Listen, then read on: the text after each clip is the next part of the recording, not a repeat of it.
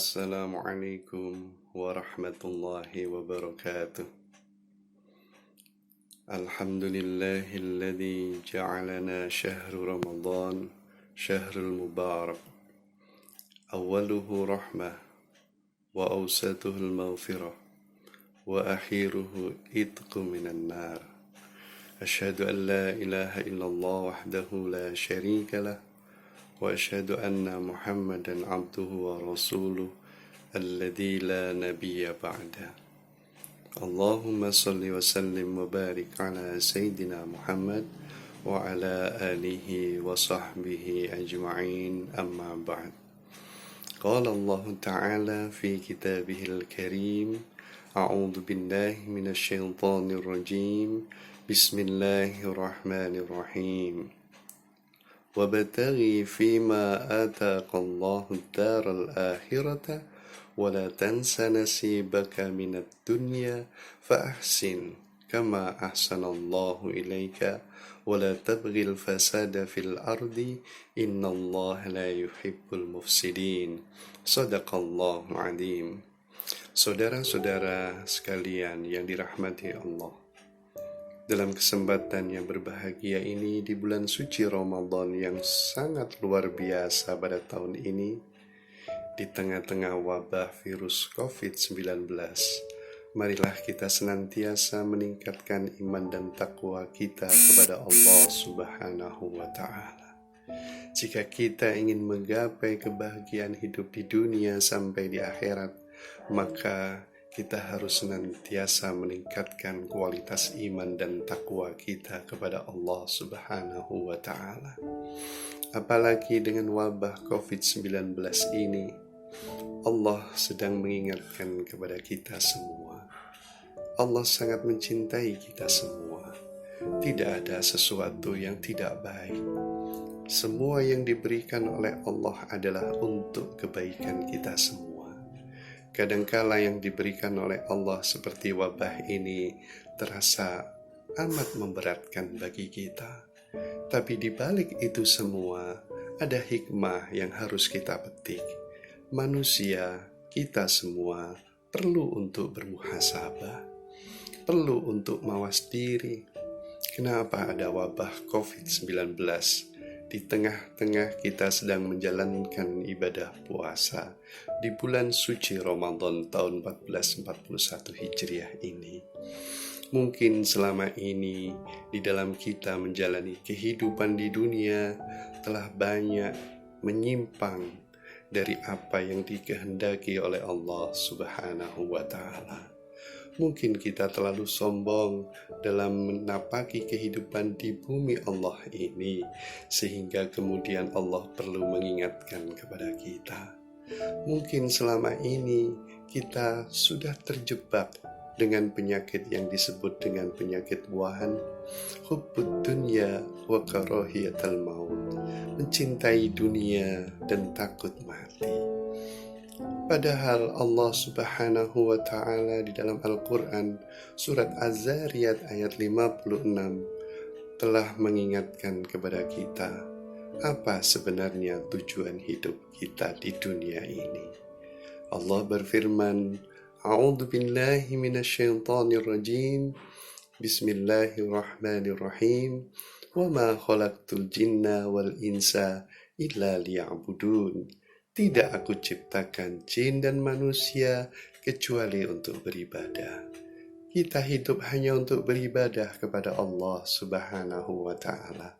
Apapun yang kita lakukan haruslah bernilai ibadah. Supaya semuanya bernilai ibadah, maka Rasulullah mengingatkan kepada kita, kullu amrin dzibalin la yubda'u bi bismillahirrahmanirrahim fahuwa yaqta. Setiap urusan manakala tidak dibacakan bismillahirrahmanirrahim, maka terputus dari nilai-nilai ibadah kepada Allah Subhanahu wa Ta'ala.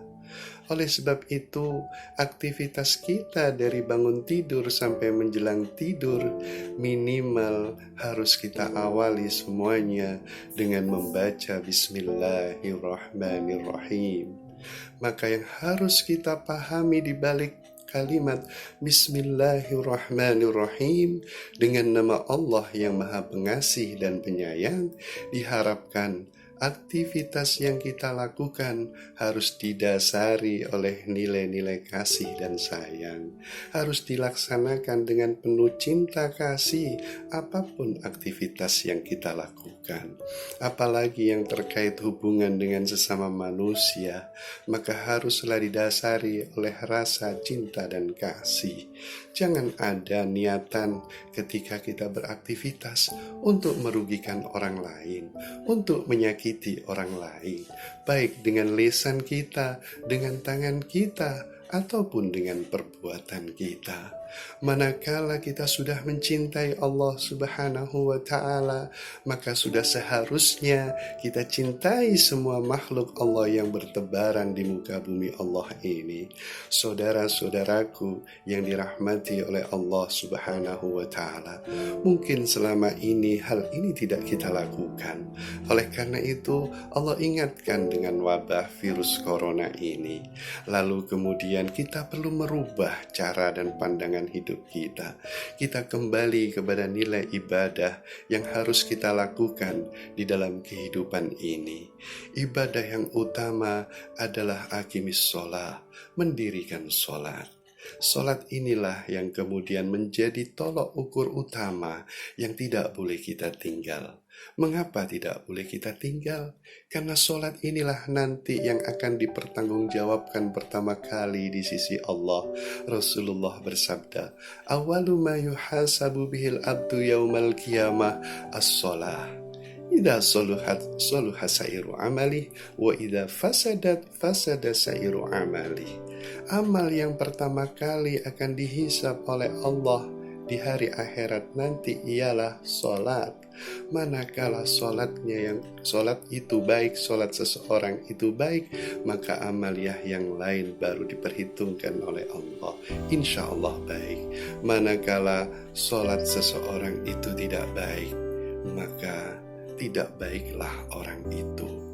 Oleh sebab itu, harus kita laksanakan sholat ini, sholat yang sudah diajarkan oleh Rasulullah Sallallahu Alaihi Wasallam. Beliau tegas mengatakan, "Sallu kama ra'aitumuni usolli." Sholatlah kalian sebagaimana aku sholat. Oleh sebab itu, yang membedakan antara kita orang beriman dan orang-orang kafir adalah sholat. Bainul mu'min wal kafir tarkus sholat.